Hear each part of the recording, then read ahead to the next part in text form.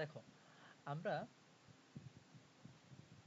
বলছি যখন ফাই ওর থেকে মানে কার্যাপেক্ষক থেকে যখন ই বেশি হবে মানে ইলেকট্রনের যে শক্তিটা সেটা বেশি হবে তখনই আমার ফটোতড়িৎক্রিয়া সংঘটিত হবে। তাহলে একটা জিনিস আমি এখানে বললাম ইটা কি, ইটা হচ্ছে বেশি, তার মানে এই ই মানে কার্যাপেক্ষকের সাথে ইলেকট্রনের ম্যাক্সিমাম যে গতিশক্তি সেই দুইটা মিক্স করতে হবে। এইটাই হচ্ছে আমাদের সংকেত, এইটাই তুমি রিটেনের জন্য ব্যবহার করবে, এটাই মনে রাখবা। এই কে ম্যাক্স মানে কি, এই কে ম্যাক্স মানে হচ্ছে হাফ, যেহেতু গতিশক্তি বলতেছি তাহলে হাফ এম ভি স্কোয়ার দিতে হবে, তাহলে ভি ম্যাক্সিমামের স্কোয়ার, যখনই ভি ম্যাক্সিমাম হবে তখনই আমরা গতিশক্তি সর্বোচ্চ পাবো, তখনই আমরা গতিশক্তি সর্বোচ্চ পাবো। আচ্ছা এই জায়গায় দেখো আমরা কতগুলা সূত্র আমরা এখান থেকে বের করতে পারি, যখন যেটা প্রয়োজন হয় ঠিক তখন সেটা আমরা ইউজ করব। ই সমান কি, ই সমান হচ্ছে এইচ এফ, এই কার্যাপেক্ষক মানে কি এইচ এফ নট, কার্যাপেক্ষক কি বলছি সূচন কম্পাঙ্ক মানে কম্পাঙ্ক সর্বনিম্ন হতে হবে, আর এখানে কে ম্যাক্সিমাম মানে তো হাফ এম ভি স্কোয়ার, এটা তো কখনো চেঞ্জ করব না আমরা, এখন এখন চেঞ্জ করতেছি না। আচ্ছা এইখানে দেখো এইচ এফ থাকতে পারে, এখানে কার্যাপেক্ষক এইচ এফ নট থাকতে পারে, এই জায়গায় গতিশক্তি half M V square, half M V square, এইটার পরিবর্তে তুমি ইলেকট্রনের আমরা কিন্তু একটা শক্তি পড়ছি ইভি, মনে আছে এই ইভি, এইটাও কিন্তু দিতে পারো, এটাও কিন্তু ইলেকট্রনের গতিশক্তি, তাহলে হাফ এম ভি স্কোয়ারও থাকতে পারে। কোশ্চেনে ধরো তোমার হাফ এম ভি স্কোয়ার বেগ নিয়ে কোনো কথা বলা নাই, তাহলে কিন্তু বিভব দিয়েও থাকতে পারে, তাহলে বিভব থাকলে ইভি নিতে হবে, বিভব থাকলে আমরা কি করব ইভি নিব। দেন এখানে এফ সমান কি জানি আমরা সি বাই ল্যামডা, তাহলে তোমার এখান থেকে সূত্রে এটাও থাকতে পারে H C by lambda plus এখানে কি আসবে প্লাস না, এখানে আসবে H C by lambda naught plus eV. এই সূত্রগুলা তোমার কাজে লাগবে যখন এই ভিটা কিন্তু বেগ, বেগ বলতেছি ভিটা হচ্ছে বিভব, ঠিক যখন যেটা তোমার প্রয়োজন হবে তুমি কোশ্চেন বুঝবা যে কোনটা মান দেওয়া আছে, সেই মান অনুযায়ী তুমি সূত্র দিয়ে ম্যাথটা করে আসবা। এই আচ্ছা এটা নিয়ে আর কোনো কনফিউশন থাকার কথা না। এখন আসো আমরা এই সূত্রে একটু গ্রাফ নিয়ে কথা বলি, কারণ গ্রাফ থেকে তোমার এইচএসসি এমসিকিউতে প্রশ্ন আসে, অ্যাডমিশন টেস্টে বিশেষ করে ঢাকা ইউনিভার্সিটিতে এবং ইঞ্জিনিয়ারিং অ্যাডমিশন টেস্টগুলোতে লেখচিত্র প্রায় থাকে, আর অন্যান্য জায়গায় তুলনামূলক লেখচিত্র খুবই কম দেয়, দিলে ছোটোখাটো দেয়, বড় বড় লেখচিত্র দেয় না,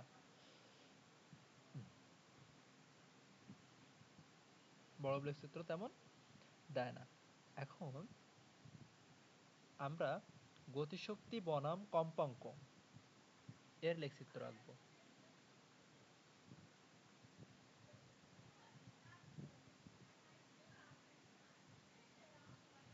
এখন দেখো এই জায়গায় আমরা এইখানে আমরা এখানে এই বরাবর কি রাখবো, এই বরাবর আমরা ম্যাক্সিমাম গতিশক্তি রাখতেছি, ম্যাক্সিমাম আমরা গতিশক্তি এখানে রাখতেছি। এখন এই কে ম্যাক্সিমাম বা ম্যাক্সিমাম গতিশক্তি মানে কি, আবার এখানে ইভিএস যে কোনো একটা হতে পারে, যেটা ইচ্ছা সেটা দিবা। এই যে পয়েন্টটা, এই পয়েন্টটা তুমি দাও কে ম্যাক্সিমাম যেটা আসছে এটা 1 নাম্বার দাও, আর এই জায়গায় আরেকটা দাও তুমি কে ম্যাক্সিমাম, এখানে 2 নাম্বার আসছে, মানে দুইটা আলাদা আলাদা মান, এটাই আর কি। এই বরাবর আমরা কি দিব, এই বরাবর আমরা কম্পাঙ্ক নিব, এই এক্স অক্ষ বরাবর আমরা কম্পাঙ্ক নিব। তাহলে কম্পাঙ্ক তোমার এখানে হতে পারে তোমার এই জায়গায় এফ নট, এখানে হবে তোমার এফ ওয়ান, এই জায়গায় আমরা রাখলাম এফ টু। এখন দেখো একটু বুঝো আমরা কেন এফ নট নিলাম, এফ নট তো সূচন কম্পাঙ্ক, আমরা সূচন কম্পাঙ্ক কি পড়ছিলাম একটু দেখো তো, সূচন কম্পাঙ্কে পড়ছিলাম হচ্ছে যে ন্যূনতম যে কম্পাঙ্ক দিলে আমার ইলেকট্রন নির্গত হবে সেটাই ছিল সূচন কম্পাঙ্ক, তার থেকে কম দিলে আর ইলেকট্রন নির্গত হবে না, ইলেকট্রন নির্গত হবে না, তার মানে এই সূচন কম্পাঙ্ক থেকে ইলেকট্রনের বেগ থাকবে, মানে ইলেকট্রনটা গতিশীল হবে সূচন কম্পাঙ্কের পর থেকেই। এরপরে কি থাকতেছে, এরপরে তোমার গতিশক্তি থাকবে, তার মানে লেখচিত্রটা তোমার এইখান থেকে এই দিকে আসবে, মানে সূচন কম্পাঙ্ক থেকে বাড়তে হবে, কম্পাঙ্ক যখন তুমি বাড়াবা, দেখো আমরা কি বলছি শোষণ কম্পাঙ্কের কম যদি তুমি কমাও, সংজ্ঞাতেই কি ছিল শোষণ কম্পাঙ্ক থেকে যদি আমরা কম কম্পাঙ্ক দিই তাহলে ইলেকট্রন নির্গত হবে না, শর্ততড়িৎ ক্রিয়ার ক্ষেত্রে ইলেকট্রন নির্গত হবে না, তার মানে এই এফ নট থেকে তুমি যদি কমাও, এফ নট থেকে যদি তুমি কমাও, এদিক থেকে যদি নিয়ে আসো, তাহলে আর কোনো ইলেকট্রন বের হবে না। মানে বের হবে না মানে কি, গতিশক্তি থাকবে না। ইলেকট্রন বের হলে তার তো একটা নিজস্ব বেগ থাকবে, তার মানে গতিশক্তি তখন থাকবে না। এখন এই যে পর্যন্ত গতিশক্তি থাকে না, মানে ইলেকট্রন নির্গত হয় না, ওইটাকে আমরা কি বলি? দেখো আবার একটু খেয়াল করো, এখান থেকে তুমি এই জিনিসটাকে পিছন দিকে একটু বর্ধিত করো। বর্ধিত করলে কোথায় আসতেছে?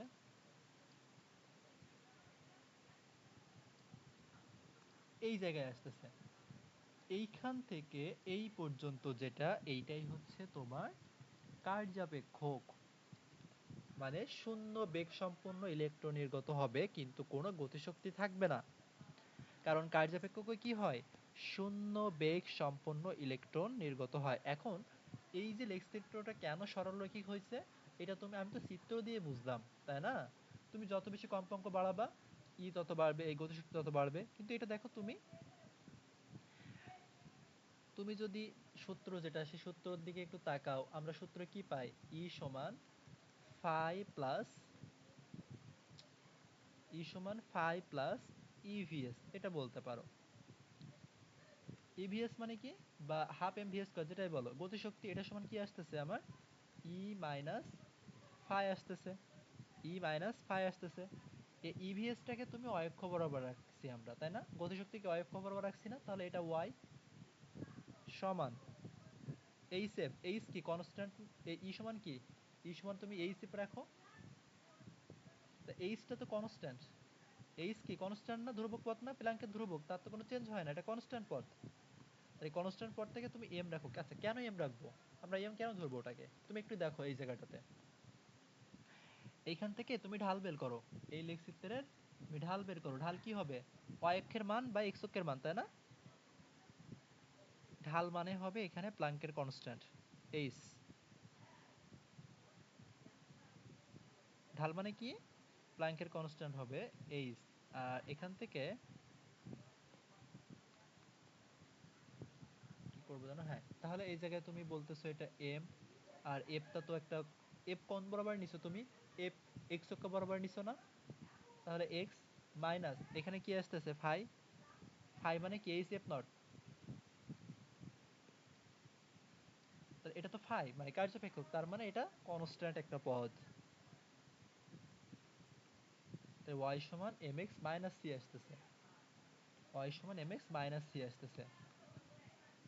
এখন এই জন্যই কিন্তু এখানে দেখো কার্যাপেক্ষকের মানটা এই বাদ হয়ে গেছে, এজন্য নেগেটিভ দিকে। আর এম এক্স, ওয়াই সমান এম এক্স হলে মূল বিন্দুগামী সরলরেখা ছিল, যেহেতু এটা ওয়াই ওয়াই সমান এম এক্স প্লাস সি বা এম এক্স মাইনাস সি আকারের যেহেতু, সেজন্য এটা নির্দিষ্ট একটা দূরত্ব থাকবে, এই দূরত্বটা এদিকে যাবে। যদি তোমার, আমরা একটু দেখো সরলরেখা চাপটা যারা করছো, ওয়াই সমান এম এক্স প্লাস সি, এর লেখচিত্র কেমন? এরকম না? এই পার্থক্য হচ্ছে সি, কিন্তু যেহেতু এটা ওয়াই সমান এম এক্স মাইনাস সি, এই জন্য এটা নেগেটিভ দিকে চলে আসবে। এই সি এর মানটা কি নেগেটিভ দিকে চলে আসবে, মাইনাস সিটা মানে মাইনাস ফাইটা নেগেটিভ দিকে চলে আসছে।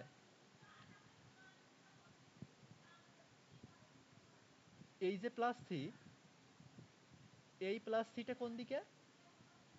এই প্লাস সি দেখো, ও এই যখন ওয়াই সমান এম এক্স প্লাস সি ছিল, এই জন্য পজিটিভ দিকে, ওয়াই এর পজিটিভ দিকে। যেহেতু এখানে তুমি মাইনাস সি দেখছো, সেজন্য এটা কিন্তু ওয়াই এর নেগেটিভ দিকে।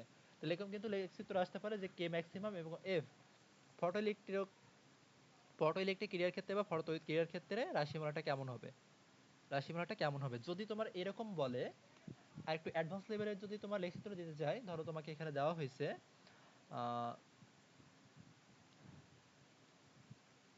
কে ম্যাক্সিমাম ডিভাইডেড বাই ই, বা এখানে বলা হয় এটা মানে কি, এটা মানে ভিএস না? কারণ দেখো ই ভিএস কে যদি তুমি ই দিয়ে ভাগ করো, এটা কেটে দেয়, এইটা মানে শুধু ভিএস থাকে। তাহলে ভিএস বা গতিশক্তিকে ইলেকট্রন দ্বারা ভাগ করলে এইটা বনাম এইটা বনাম কার লেখচিত্র, এফ এর লেখচিত্র যদি হয়, সেমটাই হবে, ব্যাখ্যাও সেম হবে। এই ব্যাখ্যাটা কিন্তু লেখচিত্রটা সেম হবে, শুধু এই জায়গায় ফাইয়ের পরিবর্তে ই দিয়ে ভাগ করতে হবে। ঢাল এইচ এর পরিবর্তে কি হবে? ই দিয়ে ভাগ। দেখো সব জায়গায় যেহেতু আমরা ই দিয়ে ভাগ করছি না, তাহলে তোমার যদি এই গতিশক্তি, এই বিভব মাইনাস এই বিভব, আর বিভব বনাম কম্পাঙ্কের যদি লেখচিত্র বলে, তখন কি করতে হবে? সব জায়গায় ই দিয়ে ভাগ হয়ে যাবে। এখানে কি হবে? ই দিয়ে ভাগ হবে, এখানে ই দিয়ে ভাগ হবে, ঢালও তোমার ই দিয়ে ভাগ হবে। এখানে সমান শুধু ভিএস হবে, এখানে তোমার ই দিয়ে ভাগ হবে, এখানে তোমার ই দিয়ে ভাগ হবে, সবকিছু সেম। লেখচিত্রে এই জন্য সেম হয়ে যাবে। ও লেখচিত্র নিয়ে আমি আর খুব বেশি কথা বাড়ালাম না।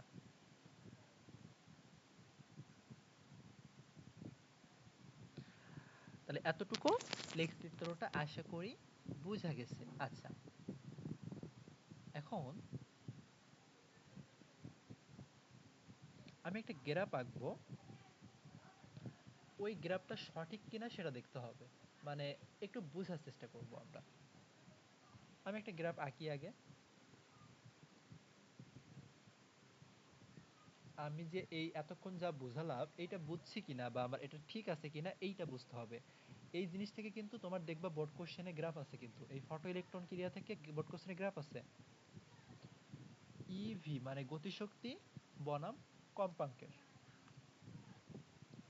গতিশক্তি বনাম কম্পাঙ্কের গ্রাফ। আমরা এখানে একটা নিলাম, আর এখান থেকে এই দিকে একটা নিলাম, দুইটা লেখচিত্র নিলাম। এইখানে একটা অ্যাঙ্গেল হয়েছে এবং এইখানে একটা অ্যাঙ্গেল হয়েছে, এটা অ্যাঙ্গেলটা তুমি থিটা 1 ধরো, এই অ্যাঙ্গেলটা তুমি থিটা 2 ধরো। এখানে দুইটা ধাতব পাত, কিন্তু এটা হচ্ছে 1 নাম্বার ধাতব পাত,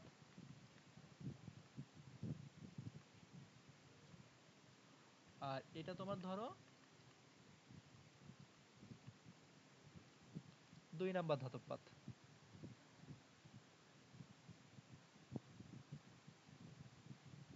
2 নাম্বার ধাতব পাত। এখন এই লেখচিত্রটা সঠিক কিনা প্রথমে তোমাকে এইটা বলতে হবে, এই লেখচিত্রটা সঠিক কিনা। যদি বুঝতে পারো এটা সঠিক কিনা, তাহলে মনে করবো তুমি আমি যা বোঝাইছি এতক্ষণ সেটা ধরতে পারছো। কেন সঠিক না? দেখো, এই যে দুইটা আমরা দাগ দিয়েছি, দুইটা ধাতব পাত দিয়েছি, এই দুইটা ধাতব পাতের ঢাল কি তুমি সেম পাচ্ছো? দেখে ঢাল কি সেম মনে হয়? ঢাল কিন্তু সেম মনে হচ্ছে না।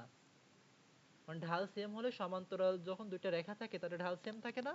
তা দুইটা রেখা ফটোইলেকট্রিকের ক্ষেত্রে সেম হওয়ার কথা না, একই সমান্তরাল হওয়ার কথা না? তো এই যেহেতু তোমার ঢাল সেম না, এইসব ক্ষেত্রে দেখতে হবে লেখচিত্র সঠিক কিনা। এই টাইপের লেখচিত্র যদি কখনো আসে, খেয়াল করবা তার ঢাল সেম কিনা, যে দুইটা রেখা আসতেছে সেই দুইটা রেখা তুমি ঢাল সেম পাচ্ছ কিনা। তার মানে তোমার সরলরেখার কনসেপ্ট এখানে কিন্তু নিয়ে আসতে হচ্ছে। সরলরেখার কনসেপ্টে কি আছে? দুইটা রেখা সমান্তরাল থাকলে ঢাল কেমন হয়? লম্ব থাকলে কি হয়? m1 m2 সমান হচ্ছে -1। দুইটা সরলরেখা লম্ব হওয়ার শর্ত। আর সমান্তরাল হওয়ার শর্ত কি? দুইটার ঢাল সেম হতে হয়। দুইটার ঢাল সেম হতে হয় যদি সমান্তরাল হয়। তাহলে এইখানে দেখো, এই দুইটা রেখা তো প্রথম কথা আমি দেখে বুঝতেছি সমান্তরাল না, এই দুইটা লেখা কিন্তু সমান্তরাল না। তার মানে এখানে ঢাল সেম থাকবে না, আর যেহেতু ঢাল সেম থাকবে না সেই জন্য লেখচিত্রটা সঠিক না।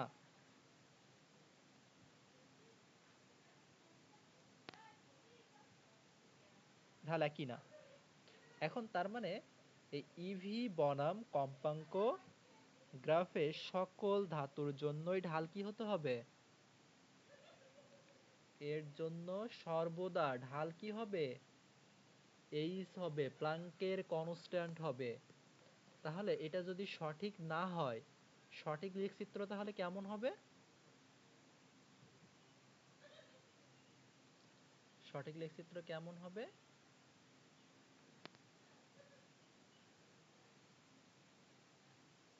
এইটাই হবে তোমার সঠিক লেখচিত্র। দেখো, এখানে ঢাল কিন্তু দুইটার সেম, যেহেতু দুইটা এখানে তোমার সমান্তরাল আছে এই জন্য দুইটা ঢাল এখানে সেম থাকবে। আশা করি বিষয়টা ক্লিয়ার হয়েছে।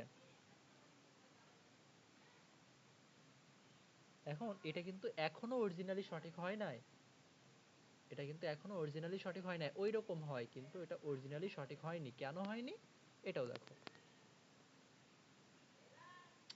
না, এই পেজে দেখায়, দেখো একটু খেয়াল করো, আমরা যখন লেখচিত্র পড়ছি এখানে দেখো তো, এই নেগেটিভ অংশটা তো থাকা লাগবে, কার্যাপেক্ষকে এই নেগেটিভ অংশটা থাকা লাগবে, সেটা তো আমি এখানে দেখতেছি না, এই জন্য এটা সঠিক না। তাই অরিজিনালটা তুমি যদি আঁকতে চাও,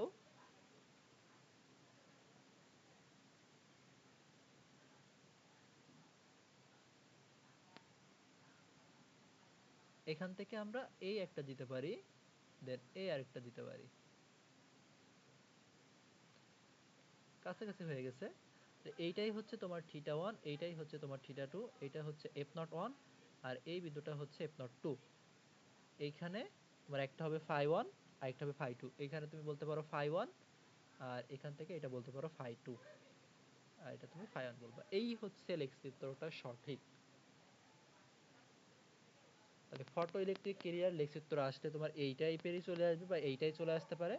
এই জন্য অন্য কোনো কিছু দেখার কিন্তু তেমন প্রয়োজন হয় না, তেমন প্রয়োজন হয় না। আচ্ছা,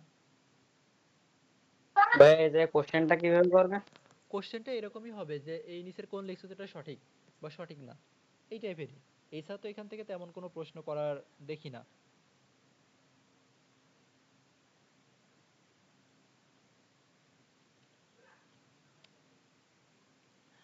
আচ্ছা, এখন এই গ্রাফ থেকেও কিন্তু ম্যাথ করা যায়, গ্রাফ থেকে চাইলে ম্যাথ করা যায়। আচ্ছা, আমি গ্রাফ থেকে ম্যাথ করাবো। তার আগে আরেকটা বিষয় একটু ক্লিয়ার করি গ্রাফ থেকে।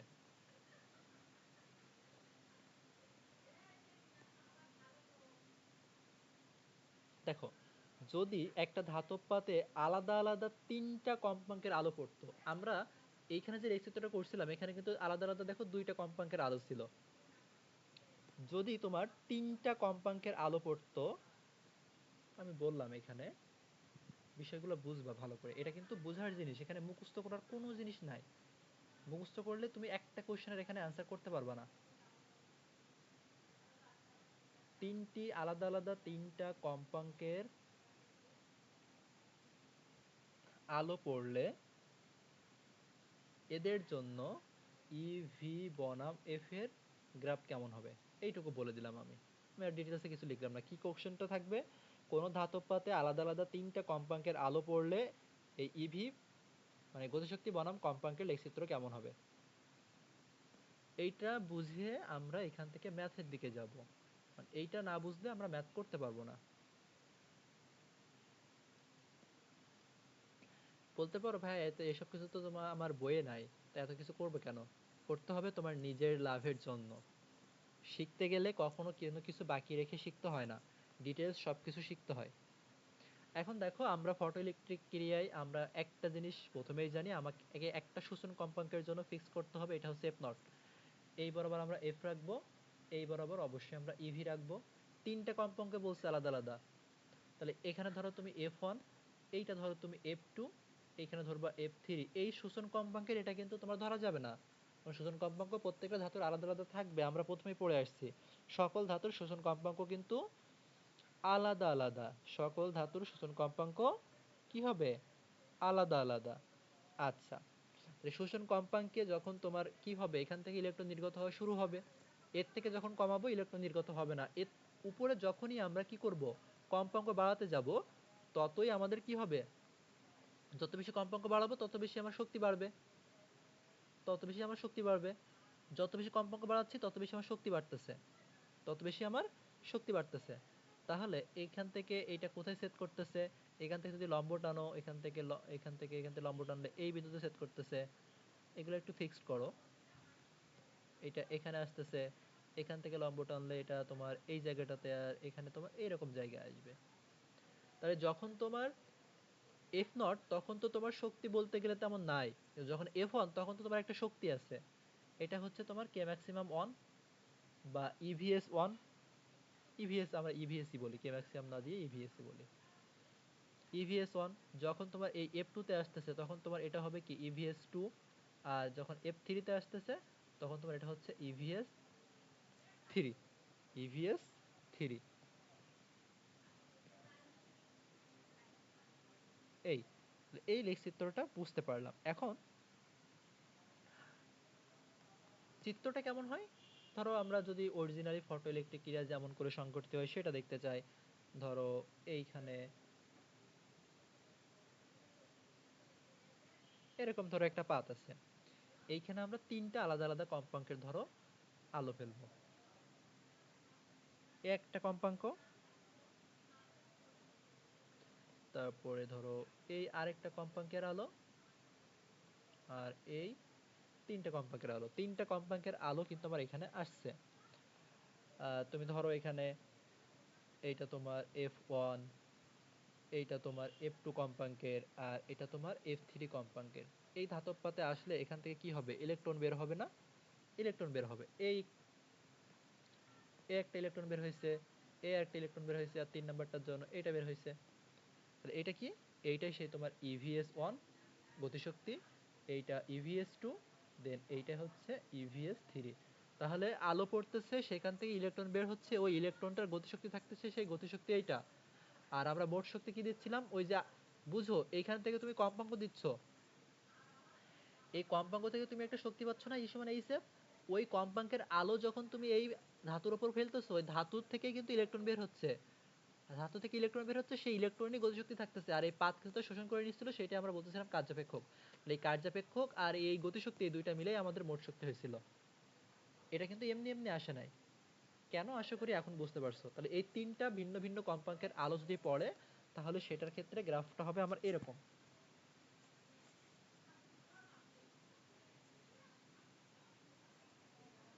আচ্ছা, এখন যদি তোমার তিনটা আলো না পড়ে একটা আলো পড়তো,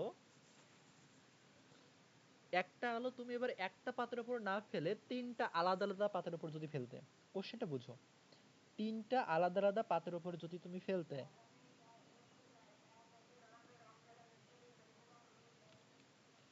সেই ক্ষেত্রে তোমার কি হতো, এই শক্তিগুলো তো সব আলাদা আলাদা হতো। কেন, তখন কি তোমার একটা চিত্র আসতো? তখন কিন্তু তোমার তিনটা চিত্র আসতো, কারণ সূচন কম্পাঙ্ক সকল ধাতুর ক্ষেত্রে আলাদা আলাদা। সকল ধাতুর নিজস্ব একটা একটা করে সূচন কম্পাঙ্ক থেকে যায়। সকল ধাতুর একটা একটা করে কি হয়, শোষণ কম্পাঙ্ক থেকে যায়। সেই জন্য তখন তিনটা হতো। এখানে ধরো F0 1, তারপরে তুমি F0 2 বলতে, F0 3 বলতে, তখন তোমার তিনটা এরকম চিত্র আসতো। আমি ওটা রাখতেছি না, আশা করি বুঝতে পারছো। মানে আচ্ছা, ওটাও দেখাই, বাকি রেখে লাভ নাই। একটি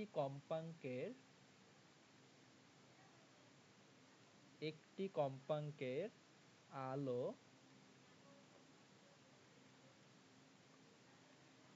তিনটি আলাদা আলাদা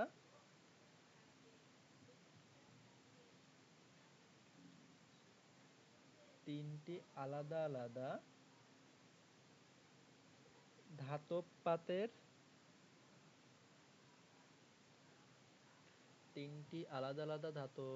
পাতের উপর আপতিত হচ্ছে।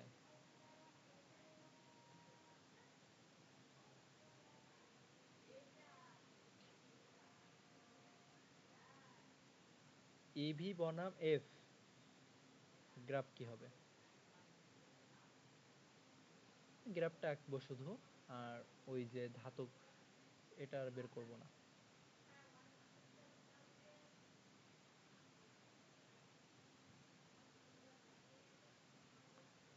একটা একটা দেন এটা আরেকটা। তাহলে এখান থেকে তুমি ডট ডট দিয়ে এটা বুঝাবা, এখান থেকে লম্বা করে দিতে হয় তো এটা। আচ্ছা, একটু কাছেই নিয়ে আসি।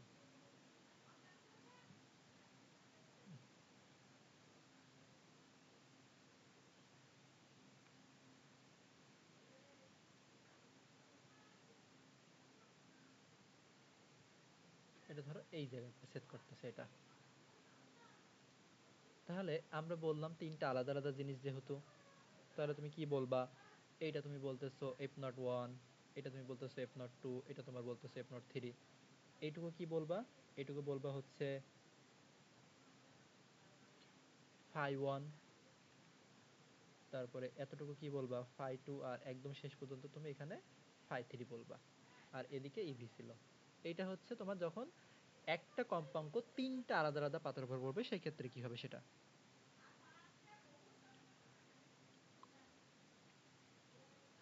এবার আসো, ম্যাথমেটিক্যাল টার্মে এই চিত্র থেকে কেমন থাকবে।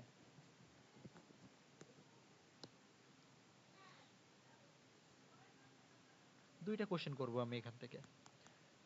একটা উদ্দীপক দিয়ে দুইটা কোশ্চেন করব, এই টপিকটা আমরা ক্লোজ করব।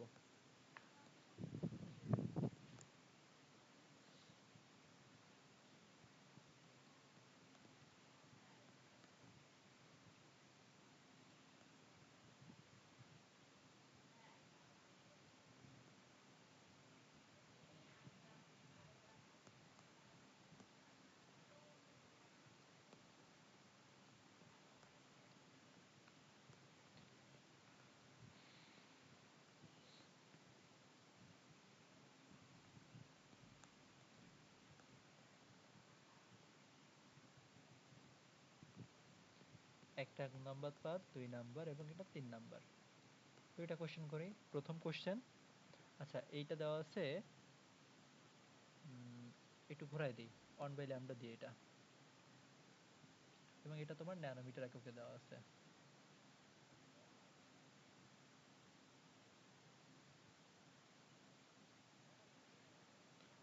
একটা কোশ্চেন,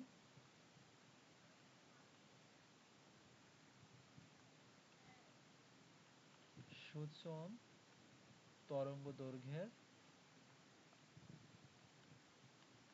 অনুপাত, সূচন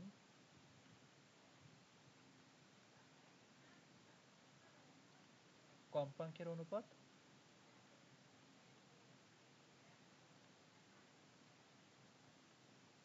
কার্যাপেক্ষকের অনুপাত। তিনটা জিনিস, এছাড়া এখান থেকে তো আর কিছু বলার নাই, তাই না? এখন প্রথমটায় আসো। প্রথমে কি বলা হয়েছে? সূচন তরঙ্গ দৈর্ঘ্যের অনুপাত কত হবে, সূচন তরঙ্গ দৈর্ঘ্যের অনুপাত কত হবে। তারপরে সূচন তরঙ্গ দৈর্ঘ্য অনুপাত বের করতে বলছে। এখন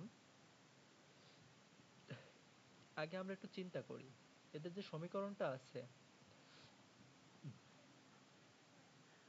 আমরা ইভিএস সমান কি বলছি? ইভিএসটা ভুলে যাও, আগে আমরা ই সমান জানি, মূল সূত্রটা তুমি মনে করো। ই সমান আমরা পড়ছি 5 প্লাস ইভিএস। তাহলে এই জায়গায় ইভিএস সমান আমরা কি লিখতে পারি? 5, এই ই মানে কি? H C by lambda. তাহলে আমরা এটাকে একটু সাজিয়ে লিখি, H C into 1 by lambda করতেছি আমি এখানে, মাইনাস এইচ এফ নট। এইবার এইটা তো তোমার ওয়াই অক্ষ বরাবর সব, তাহলে এটা ওয়াই সমান এইচ সি, এই পার্টটা এম, কারণ এইচ ও কনস্ট্যান্ট, সি ও কনস্ট্যান্ট, 1 বাই ল্যামডা এটাকে তুমি এক্স ধরো, মাইনাস এইচ এফ নটটাকে তুমি সি ধরো। এটা করছি, এটুকু আমাদের বুঝতে তো অসুবিধা নাই, মানে এটা ধরে নেওয়ার জন্য আমি বলছি আর কি। তো 1 নম্বরে আমাদের বলা হয়েছে শোষণ তরঙ্গ দৈর্ঘ্যের অনুপাত কত হবে। তরঙ্গ দৈর্ঘ্য মানে কি? ল্যামডা। তাই শোষণ তরঙ্গ দৈর্ঘ্যকে কি বলা হয়? ল্যামডা নট বলবা তুমি। তাই lambda naught 1 is two lambda naught 2 is two lambda naught 3, এটা সমান কি হবে? এইখানে দেওয়া আছে সব 1 বাই ল্যামডা না, এটা তোমার তাহলে কি 1 বাই ল্যামডা নট 1। কারণ আমরা বলছি এই একটা করে দাগের একদম শুরুর যে বিন্দুগুলো থাকে, এই বিন্দুগুলো কি সব শোষণ কম্পাঙ্কের জন্য না? প্রিভিয়াস যে লেকচারগুলো পড়ছি, দেখো এগুলো সব কি? সব হচ্ছে শোষণ কম্পাঙ্কের জন্য। তো এই যে মানগুলো এখানে তোমার দেওয়া আছে, এগুলো সব কিন্তু শোষণ কম্পাঙ্কের জন্য। তার মানে এটা হচ্ছে তোমার ল্যামডা নট 1। তো এখানে 1 বাই ল্যামডা যেহেতু এটা দেওয়া আছে, তাহলে এটাকে উল্টায় দিলেই তো তুমি ল্যামডা নট পেয়ে যাবা। তাহলে এখানে তুমি কি করবা? 1 by 0.01 is to 1 by 0.02 is to 1 by 0.03, মানে 1 ইস টু 1/2 ইস টু 1/3। সবার মধ্যে যেহেতু কমন ছিল 0.01, এর জন্য বাদ দিয়ে দিতে পারি। তাহলে এটাকে আমরা বলতে পারি 3:2:1। এটা হচ্ছে তরঙ্গ দৈর্ঘ্যের অনুপাত। আর কম্পাঙ্কের অনুপাত ঠিক এর উল্টা করে দিলেই হয়ে যায়। Am not 1, F naught 2, F naught 3, চাইলে কিন্তু এটা উল্টা করে দিলেই হয়ে যায়, কারণ কম্পাঙ্ক তরঙ্গ দৈর্ঘ্যের ব্যস্তানুপাতিক না। অথবা তুমি চাইলে এখান থেকে বের করে নিতে পারো। বের করে নিয়ে আমরা তো লং তরঙ্গ দৈর্ঘ্য যেহেতু বের করে ফেলছি, সেহেতু আমি ডিরেক্টলি এখানে বলতে পারতেছি। কিন্তু যদি এখানে কম্পাঙ্ক দেওয়া থাকতো তাহলে তো আরো ভালো ছিল, তখন তো ক্রম লেখার দরকার ছিল না, কারণ কোনটা বড় কোনটা ছোট তুমি তো জানো। তাহলে এখানে আমরা তখন কি করব? এখান থেকে আমরা বলবো C by lambda naught 1, C by lambda naught 2, lambda naught 3। C সবার থেকে বাদ দাও, 1 বাই ল্যামডা 1,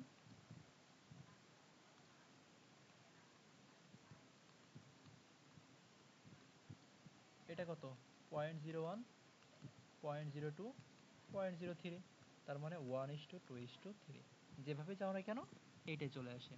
3 নাম্বার বলা হয়েছে কার্যাপেক্ষকের অনুপাত কত হবে। এটা কিন্তু এমসিকিউ স্ট্যান্ডার্ড, এমসিকিউ এর জন্য এটা। তাহলে ফাই 1, ফাই 2, ফাই 3, ফাই সমান কি H C by lambda naught 1, H C by lambda naught 2। তুমি চাইলে এখান থেকে বলতে পারো H F naught 1 is to H F naught 2 is to H F naught 3, তোমার ইচ্ছা, কারণ তুমি যে কোনো দুইটাই উপর থেকে বের করে নিয়ে নিছো। তা আমরা যদি এইখানে সেটাই বলতাম, একটা দিলেই হয়। ফাই 1 মানে কি দিব আমরা এখানে, H F naught 1 is to H F naught 2 is to H F naught 3, H বাদ দাও, F naught 1 is to F naught 2 is to F naught 3, F naught 1 2 3 is to সমান কি পাইছি আমরা 1:2:3, তাহলে এখানে তাই আসবে 1:2:3, 1:2:3। আচ্ছা,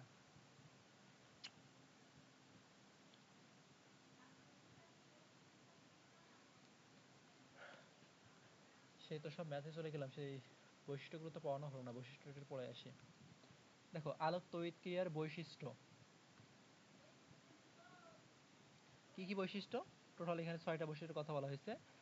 আলোক তড়িৎক্রিয়া একটা তাৎক্ষণিক ঘটনা, কতক্ষণ সময় আলোকরশ্মি মানে ওই যে কম্পাঙ্কের আলো সেটা পাতের ওপর পড়বে এবং সেখান থেকে ইলেকট্রন বের হবে, মাঝখানে সময় অনেক কম, 10⁻⁹ সেকেন্ড, মুখস্থ করে ফেলবা।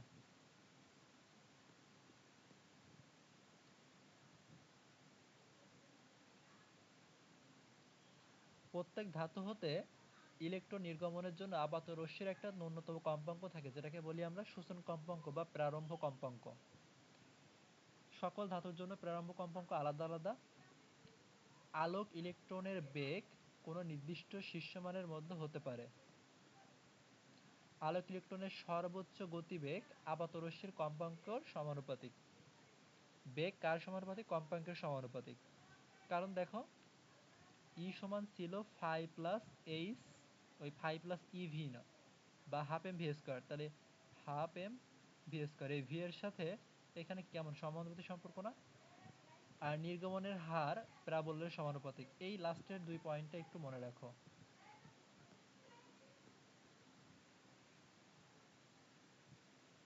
বেগ কম্পাঙ্কের সমানুপাতিক, হার প্রাবল্যের সমানুপাতিক। এক্স রশ্মি বা গামা রশ্মি দ্বারা ফটোতড়িৎক্রিয়া বা আলোক তড়িৎক্রিয়া ঘটানো যাবে কিনা।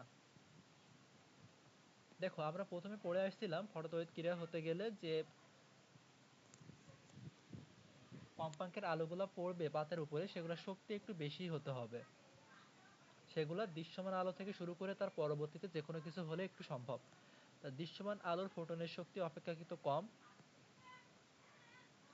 এই রশ্মি ধাতুপৃষ্ঠে আপতিত হলে ফোটনটা বিলুপ্ত হয় এবং সম্পূর্ণ শক্তি ইলেকট্রন শোষণ করে ধাতু থেকে নির্গত হয়। কিন্তু এক্স রশ্মি বা গামা রশ্মি ফোটনের শক্তি খুবই বেশি, যায় ইলেকট্রন সম্পূর্ণ একটু উল্টা বলে ফেলছি।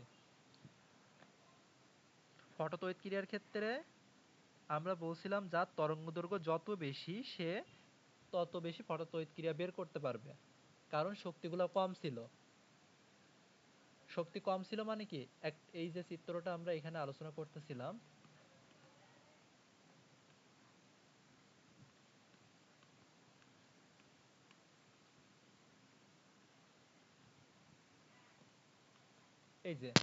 এই যে কম্পাঙ্কের আলোগুলো আসতেছে, এই পাত তো এই আলোটা শোষণ করবে, শক্তিটা শোষণ করবে। এখন এইগুলা যে আলোক শক্তিগুলো আসতেছে তার শক্তি যদি অনেক বেশি হয়, এই পাত ততটা শক্তি শোষণ করে নিতে পারবে না।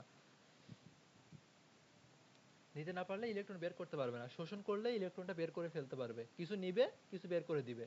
অনেক বেশি পরিমাণে দিলে সে সবকিছু নিতে পারতেছে না, এই জন্য বের করতে পারবে না। এই জন্য তরঙ্গদৈর্ঘ্য যত বেশি হবে সে সেখান থেকে শক্তি বের করা তত সহজ হবে। তরঙ্গদৈর্ঘ্য বেশি মানে কি, এই ই এর মানটা কমে যাবে।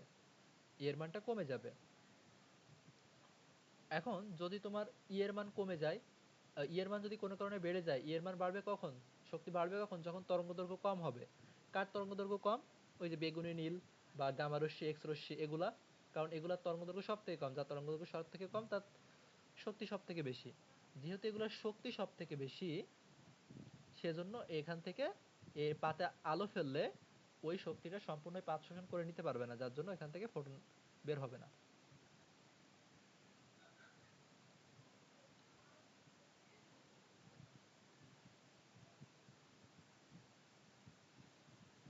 লেখচিত্র কনসেপ্টটা কিন্তু পড়ানো হয়ে গেছে, এখানে যা যা ছিল সবই পড়াইছি। এক মিনিট, আমি একটা ম্যাথ খুঁজতেছি সেটা আছে কিনা।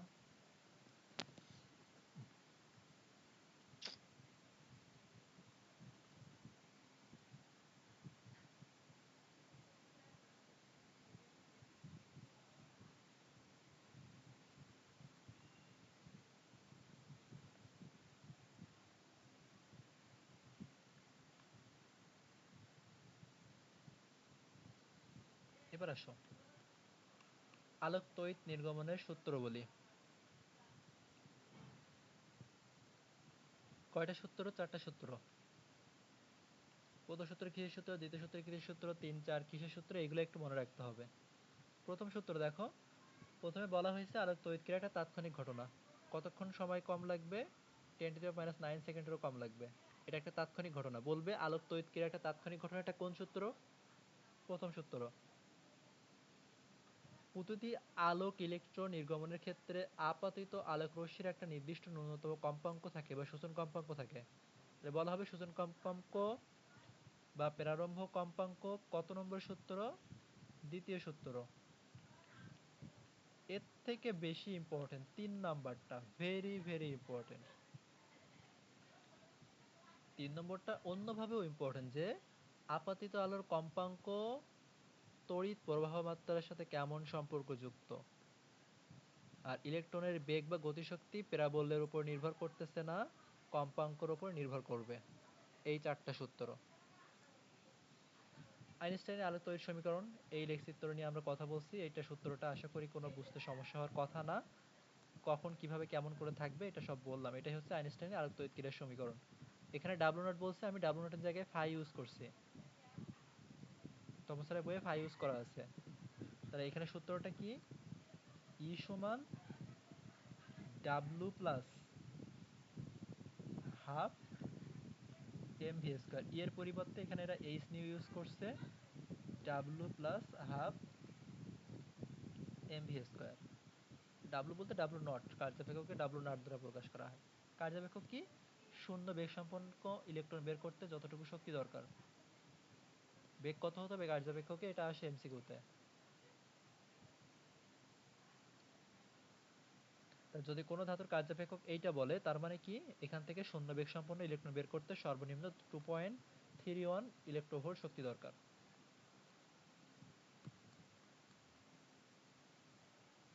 একটা ধাতুর কার্যাপেক্ষক যদি এত হয়, শোষণ কম্পাঙ্ক কত? এটা এমসিকিউ টাইপের আসতে পারে, এটা কঠিন কিছু না। আলোক তড়িৎ ক্রিয়ায় উৎপন্ন ইলেকট্রনের গতিশক্তি আপাতত ফোটনের চেয়ে কম কেন? মানে কোশ্চেনটা কেমন হয়েছে? এই যে পাত ছিল, এই পাতের ওপর যে তোমার এই আলো আসতেছে, এর যে শক্তি তার থেকে এই গতিশক্তিটা কেন বেশি? দেখো, আলোক তড়িৎ ক্রিয়ায় উৎপন্ন ইলেকট্রনের গতিশক্তি আপতিত ফোটনের থেকে, কি বলছি আমরা, বলছি এখানে ই সমান ফাই প্লাস হাফ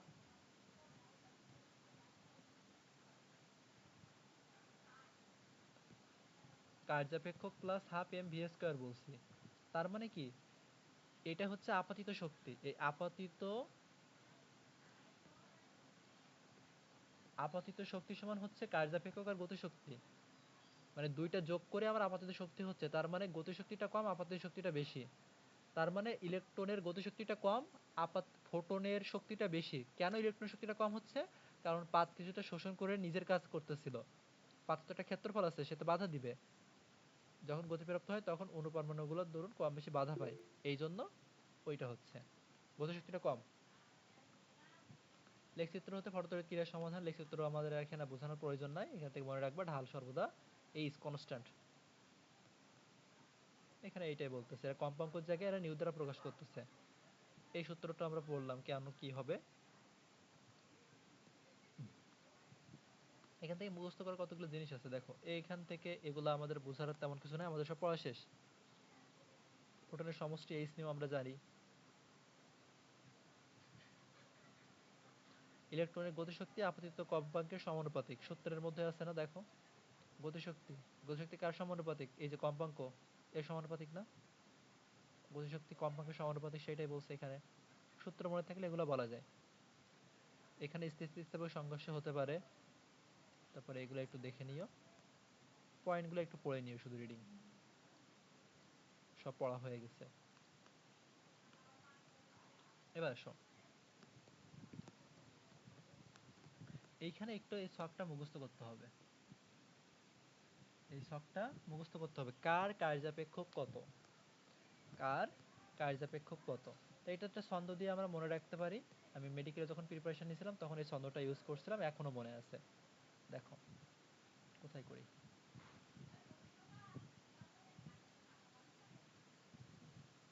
পর পর সিজিপিএ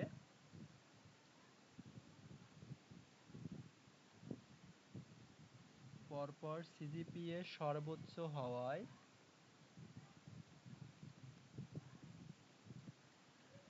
রূপা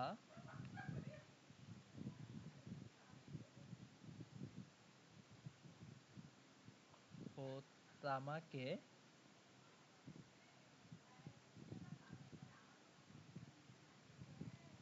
সোনার প্লেট উপহার দিল। এই ছন্দটা একটু মুখস্থ করো। দেখো পরপর সিজিপিএ সর্বোচ্চ হয়, যাদের সিজিপিএ সর্বোচ্চ হয় তারা ভালো পুরস্কার পায়, সেখান থেকে তুমি সোনার প্লেট দিচ্ছ।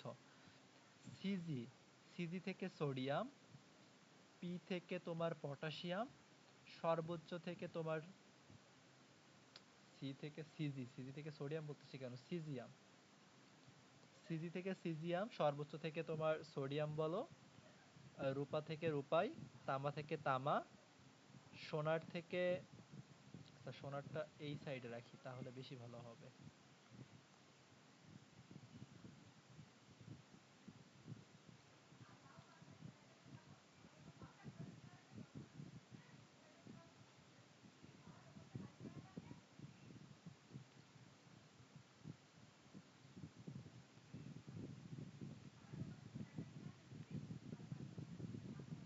সোনার প্লেট উপহার দিল।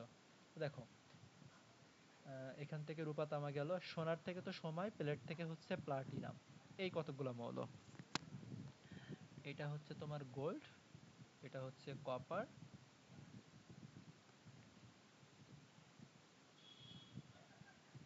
এখন দেখো এইবার প্রথম সিরিজ সবাই হচ্ছে 2, প্রথম সিরিজ সবাই হচ্ছে 2, এটা দিই, সবাই হচ্ছে 2, দ্বিতীয় সিরিজ সবাই হচ্ছে 4, তৃতীয় সিরিজ সবাই হচ্ছে 5, এইভাবে মনে রাখো।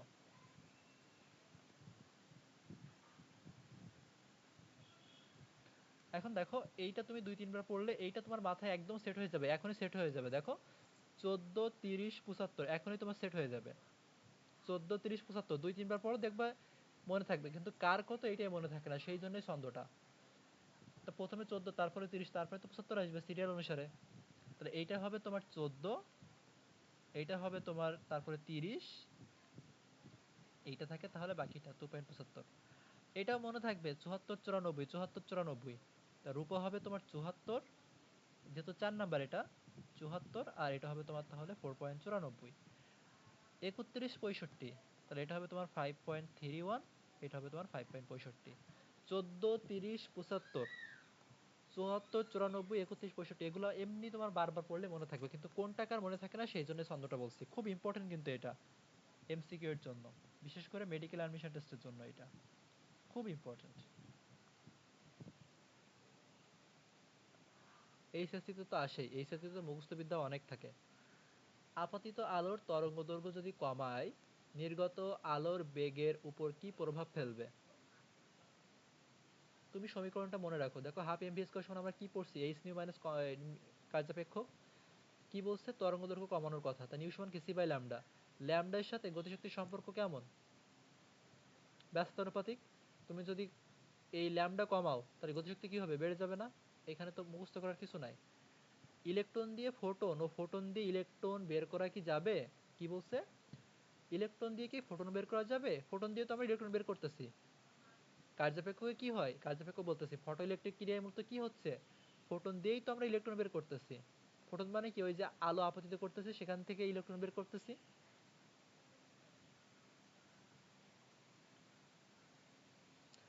উপযুক্ত বেগের ইলেকট্রন টার্গেটে আঘাত করে এক্স রশ্মি ফোটন উৎপন্ন করে।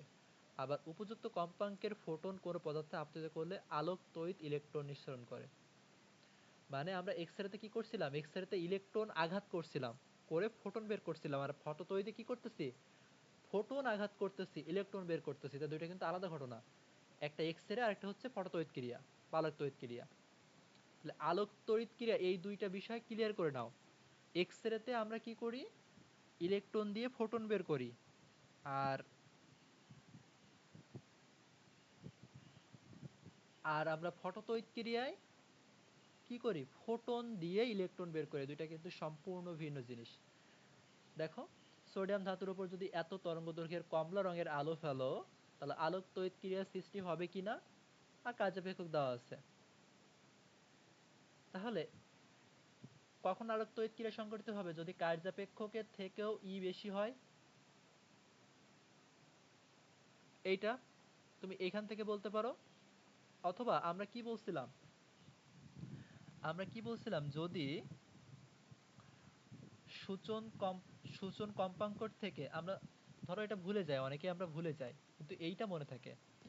সূচন কম্পাঙ্ক থেকে যদি কম্পাঙ্ক বেশি হয় তাহলে আমরা কি করতে পারি, ফটোতড়িৎ ক্রিয়া নির্গত করতে পারি।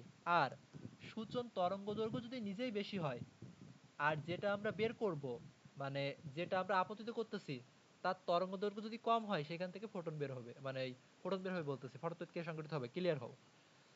সূচন কম্পাঙ্ক থেকে কম্পাঙ্ক বেশি হলেই ফটোতড়িৎ ক্রিয়া সংঘটিত হবে, কিন্তু সূচন তরঙ্গ দৈর্ঘ্য থেকে তরঙ্গ দৈর্ঘ্য কম হলে ফটোতড়িৎ ক্রিয়া সংঘটিত হবে।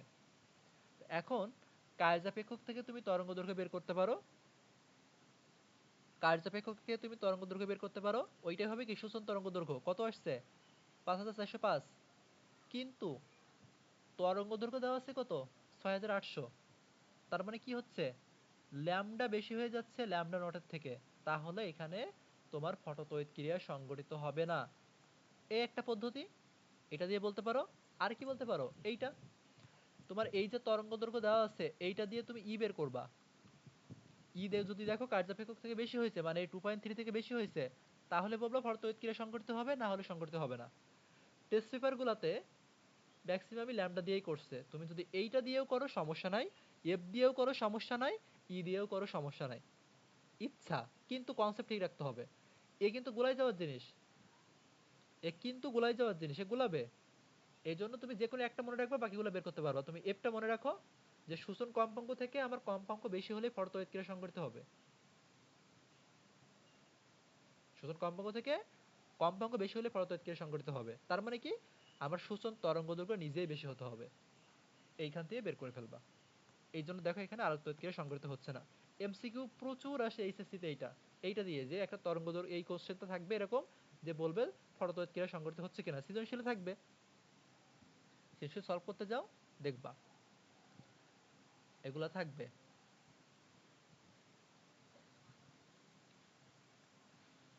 দেন আসো, এক্স রে উৎপাদন ও আলোক তড়িৎ ক্রিয়ার সাহায্যে ইলেকট্রন উৎপাদন পরস্পর বিপরীত।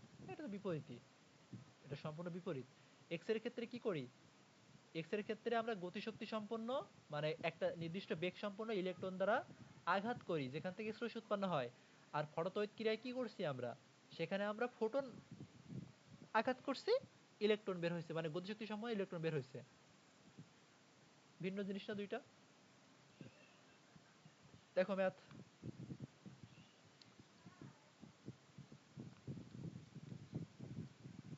এমসিকিউ তে আসবেই। এটা অ্যাডমিশনে আসছে, এত তরঙ্গদৈর্ঘ্যের ফোটনের শক্তি কত। কি এটা আর বলার কিছু নাই, এটা ছোটবেলা থেকেই তোমরা পড়ছো, মানে সেই প্রথম থেকে গুণগত রসায়ন থেকে তো এটা দিয়ে আমি করাচ্ছি, এইচ বাই ল্যামডা। এই ম্যাথ মুখস্থ রাখে অ্যাডমিশনে প্রায় হুবহু আসে এটা, এখানে বলার কিচ্ছু নাই, এটাতেও বলার কিছু নাই, ছোট্ট জিনিস। একটা বুকের এক্স রে করার সময় এত শক্তি শোষণ করছে, এত শক্তি শোষণ করছে, প্রত্যেকটা এক্স রে ফোটনের শক্তি যদি এত ইলেকট্রোভোল্ট হয়, তিনি কত সংখ্যক ফোটনের শক্তি শোষণ করছে।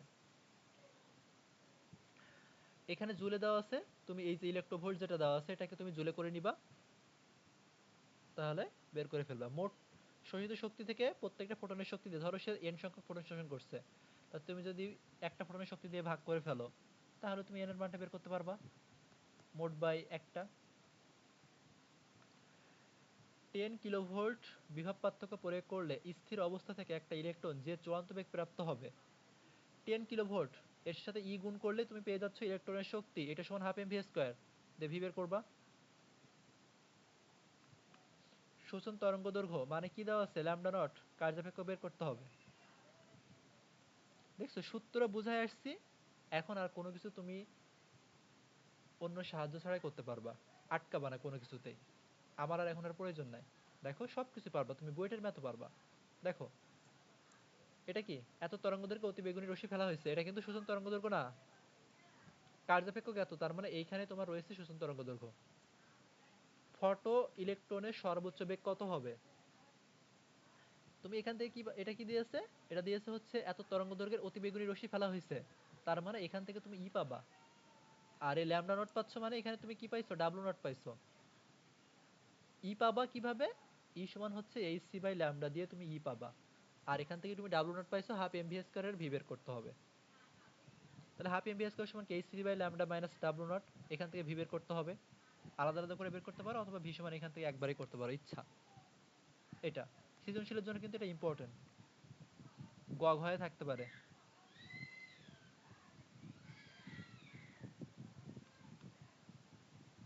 এরপরে দেখো, এত তরঙ্গদৈর্ঘ্যের আলো একটা ধাতব পৃষ্ঠে ফেলছো, ইলেকট্রনের সর্বোচ্চ গতিশক্তি কত হবে। কার্যসাপেক্ষ দেওয়া আছে, একই জিনিস, সব ঘুরাই ফিরাই বারবার একই জিনিসই আসবে, তুমি কনসেপ্ট বুঝবা, কি কি দেওয়া আছে সেটা লিখবা।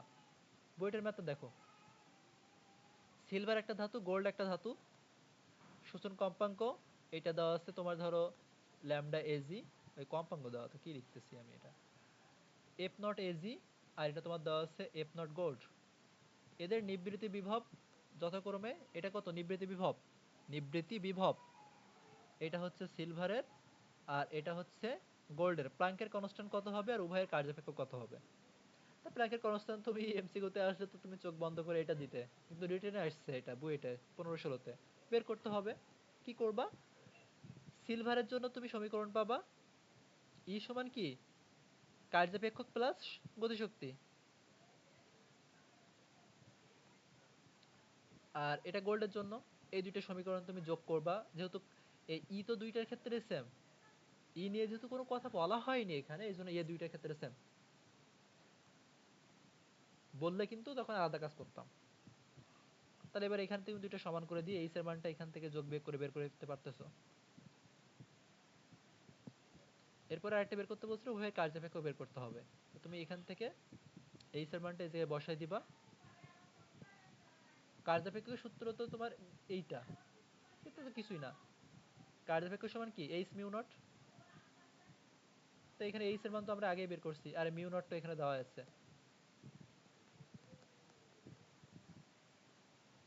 বিভব কিন্তু আমার কাজে লাগছে কোথায়, এই যে ইভি গতিশক্তির বিভবে কাজে লাগছে, নিবৃত্তি বিভবের সাথে যে ইলেকট্রনের যে আধান এটা গুণ করলে কিন্তু তুমি শক্তি পাবা।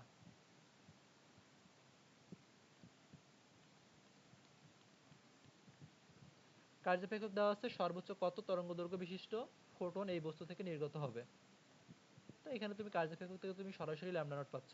এই এমসিকিউ টাইপের এগুলা, এটা আরো সহজ।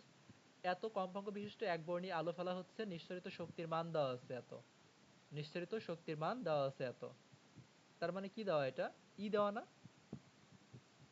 আলোক রশ্মির একটা ফোটনের শক্তি কত,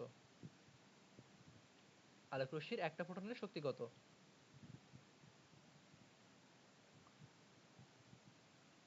ফোটন বলতে কোনটা, যে লেজার রশ্মি দিয়ে যেটা ফেলা হয়েছে এটাই তো ফোটন। এটা সত্যি কত হবে, এইচ নিউ করবা এটার সাথে, এটা তো তোমার কম্পাঙ্ক নিউ দেওয়া আছে, এটার সাথে তুমি প্ল্যাঙ্কের কনস্ট্যান্ট গুণ করবা। এরপরে বলছে কয়টা ফোটন বের হচ্ছে। তাহলে মোট শক্তি আগে তো দেওয়াই ছিল 2 × 10⁻³ ওইটাকে তুমি এটা দিয়ে ভাগ ভাই করলে টাইম শেষ।